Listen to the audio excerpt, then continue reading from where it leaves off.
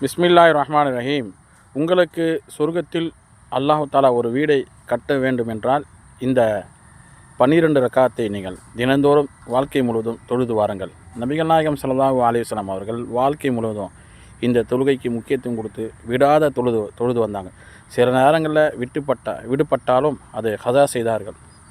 அந்த தொழுகை என்னன்னா, ஃபஜருக்கு முன்பு 2 ரக்காத் முன் சுன்னத், அதே போல் லுஹருக்கு முன்பு 4 ரக்காத், மகரிப்க்கு பின்பு 2 ரக்காத், இஷாவுக்கு பின்பு 2 ரக்காத், ஆக மொத்தம் 12 ரக்காத்.